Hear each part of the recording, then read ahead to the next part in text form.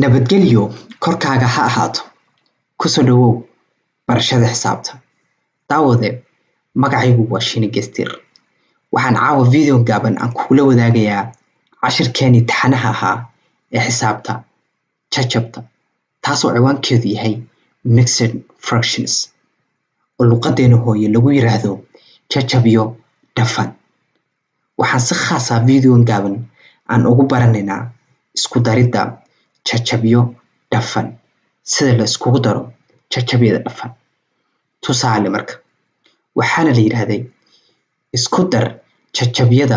hoos kaaga muuqda waxa halkan nooga muuqda laba tusaale oo ah jajabyo dhafan daawade markii la isku darayo jajabyada dhafan marka koowaad waxa la isku daraa tirooyinka idil waxa dhaysaa laba loogu daray 3 waxay la mid tahay 5 kadibna waxa la isku daraa tirooyinka jajabta ah waxa dhihi 1 6 lagu daray 2 4 waxa soo baranay sida la iskugu daro tirooyinka jajabta ah sida la isku daraa marka tirooyinka jajabta la isku darayo marka tirooyinka jajabta la isku darayo hadii ay hoosayuhu kala duwan yihiin way yar dheer tahay inaad xaliso xisaabta hadii ay hoosayuhu isku mid yihiinna hoosayaha ayaa la soo qaataa kadibna waxa la isku daraa sareeyaasha marka hadda hoosayaheenu isku mid ma aha markii ay hoosayuhu isku mid ahayn waxa la isugu daraa marka koowaad waxa isku dhufataa labada hooseeye waxa dhihi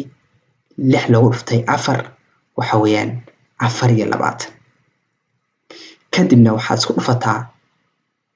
tiradan si isweydaarisa 1 lagu dhuftay 4 waxa dhihi waa 4 oo lagu daray baad markaas 6 lagu dhuftay 2 waxa weeyaan 12 marka kadibna waxa isku dartaa sareeyaasha waxa dhahdaa 4 lagu daray 12 waxa weeyaan 16 kadibna waxay noo soo qaadaa hoosayaheena oo ah 24 waxa soo xalinay labadii tiro ee idlaawa isku darna waxa soo helnay 5 waxaana soo xalinay labadii tiro ee ahaa tirooyinka jajabta ah waxa soo helnay 16 24 kadib waxaan dhahaynaa 5 oo ah tiro idil 16 24 oo ah jawaabtii laynooga fadhiyay sidaas ayaa waxa la isugu daraa tirooyinka mixedka ama tirooyinka dhafan waxaan u gudagelinaa tusaalaheena labaad si uu fahamkeenu uu inoogu kordho marka koowaad waxaan dhahnay waxa la isku daraa tirooyinka idil haye 5 iyo 4 isku dar 4 lagu dar 5 waxaan ognahay inay tahay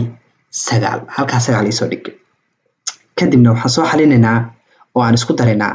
tirooyinka jajabta ah waxaan dhahaynaa 2 8 lagu daray 3 7 waxaan dhahnay waxaan ku soo baranay cashirkii saddexaad ee xisaabta jajabta sida la iskugu daro jajabta hadii ay hoosayuhu isku mid ahaan lahaayeen hoosayaha ayaan soo qaadan lahayn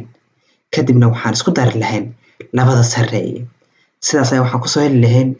xisaabtan jawaabteedii laakiin hadda isku mid ma aha hoosayuhu marka waa inaan soo helno hoosayaha ay wadaagaan labadan jajab si aan isugu darno waxaan dhahaynaa marka koowaad si aan u soo xalino waxaan isku dhufanaynaa 8 iyo 7 8 lagu dhuftay 8 lagu dhuftay 7 waxa weeyaan 56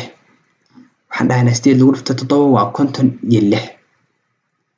kadibna waxaan isku dhufanaa si isweydaaris ah tiradan iyo tiradan 2 lagu dhuftay 7 waa 14 kadibna waxa dhihi lagu daray 3 lagu dhuftay 8 waxa weeyaan 8 lagu daray 8 lagu daray 8 waa 24 kadibna waxa isku daraysaa 14 iyo 24 waxa weeyaan 30 iyo 8 koosayahana sidiisa inagu soo qaad oo waa 56 markii aad soo xalisid xisaabtan la isku daray ee jajabta ah waxaad soo xalisay qayb weyn ama qayb libaax xisaabtii aad rabtay inaad xalisid marka waxaad dhihi 9 38 56 sidaasna waxaad ku soo heshay jawaabtii tusaalaha labaad daawada waxaan rajaynayaa inuu wax yar ay kaaga baxday sida la iskugu daro tirooyinka dhafan ama mixed fractionka intii aan video lamid ah ku kulmaynana waxaan idin sidaafayaa nabadgelyo korkiina ha ahaato